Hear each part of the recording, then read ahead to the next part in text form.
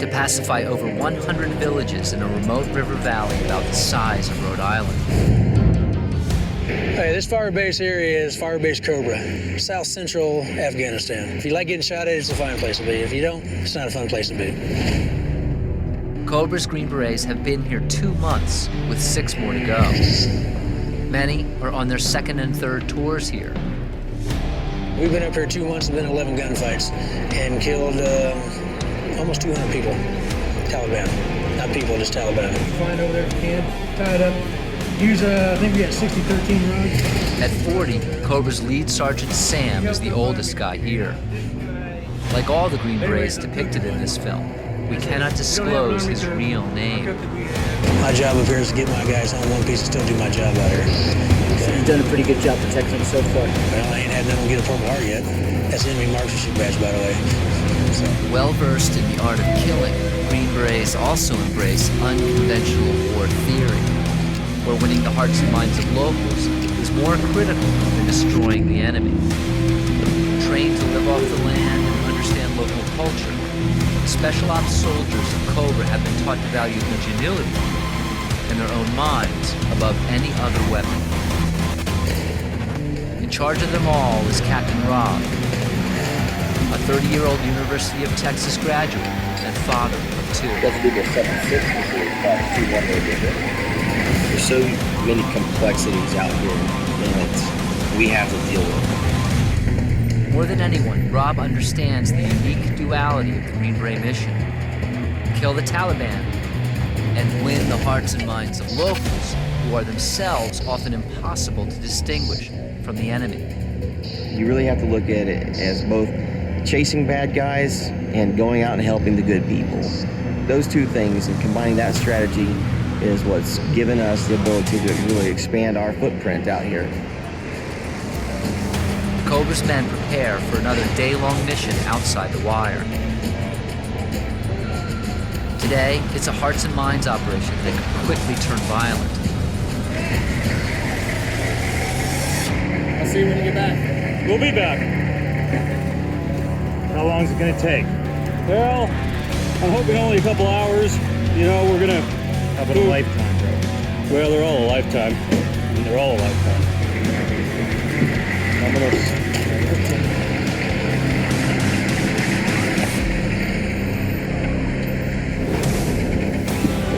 The moment we pull out, Taliban spotters in the surrounding hills report out every move via handheld radio.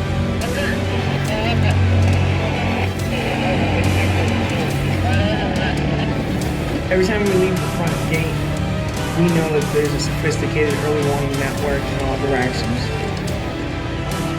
We'll roll out and we'll hear the chatter saying there's 15 Americans coming, or there's 3 American gun trucks. They call us tanks. They call them tanks. There's 3 tanks coming.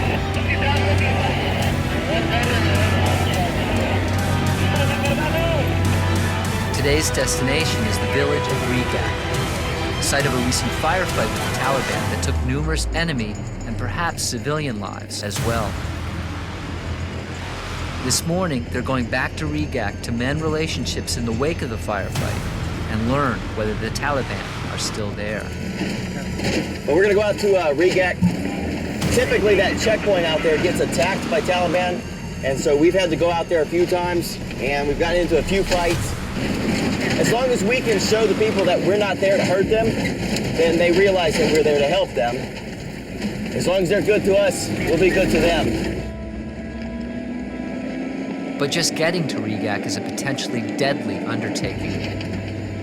In southern Afghanistan, the Taliban's use of IEDs, or improvised explosive devices, is on the rise.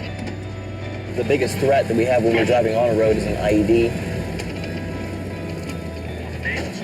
As much as we can, we try and stay off the road, so. Yeah, right there, John. Like many IED strikes, this one was captured on tape by American GIs. With methods refined and imported from Iraq, Taliban IED strikes have more than doubled in the past year. I'm letting down, dude, I tell you what. Shit! We need to get the fuck out of here! Back this shit up! and now take more US and NATO lives in that.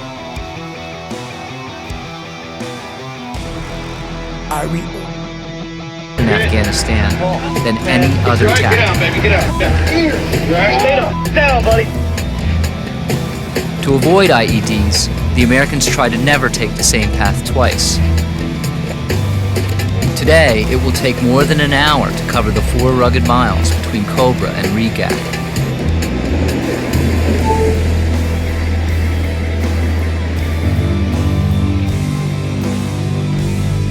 When we do arrive, the village is a ghost town. Have you seen any people out here yet? I haven't. An empty village is a bad sign. Cautiously, the team fans out looking for villagers. And always checking for IEDs. And I know there's some kids that are over in this field over here. And There were kids back in the main village as soon as we crossed the river. yeah. There were a couple of kids back up in there, but So if they're not coming out, they're probably hiding from us. Now we'll make an announcement on the radio, tell them that, hey, we got some stuff for you. We want you to come out. We just want to talk with you.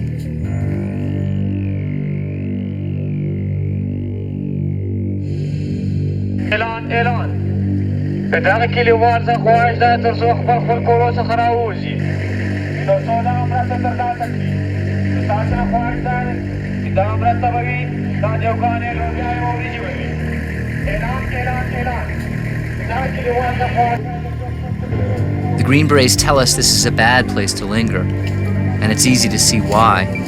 The corn is still up, and the ridges around Regac are steep. That means that somebody's watching us. My guess Cobra's last captain lost an arm from an RPG fired down on them from one of the hilltops here. I don't want to say more than like 10, 15 minutes. If after 15 minutes we don't see anybody, then we'll take off. See them. It's no wonder it's impossible to catch anybody. After almost 20 minutes, villagers begin to come out into the open. Many of them. Whether they were frightened of the Americans or being held back by Taliban fighters is unclear. Normally when we pass out humanitarian assistance, we're not the ones passing it out. It's from the Islamic Republic of Afghanistan, the country, and so we always put an Afghani face on it. We're empowering them as showing that their country is bringing itself up, and that way we're working ourselves out of a job.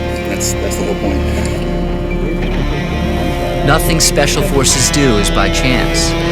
The team hands out prayer rugs, shoes, and hand crank radios tuned to the team's own pro-government radio station. These are solar, hand crank, and battery powered radios, so they can always listen to the radio station that we help operate for the district. We know that these people are relatively scared of us because the last few times we've been in this area, we've been in fights. So they're being a little bit more obedient than other places we go to. The Green Berets use their time here to collect information from tribal elders. The Taliban will kill anyone who speaks with or interprets for the Americans, and we've blurred the faces of anyone deemed at risk. Even so, it's almost certain that some of these men are Taliban spies. The ability to detect them is also a Green Beret specialty. What we think is probably happening is that Taliban are actually sending some of these folks to come check out what's going on with us.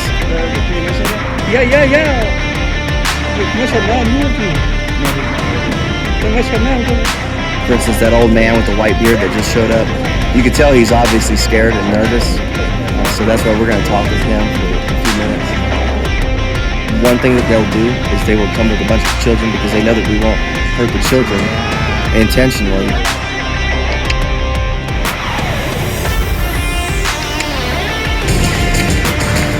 40 minutes into our stay, the Americans spot a Taliban observer targeting the riverbank. Enemy RPG and sniper teams are active here and can kill from more than 9 football fields away. how far up is he?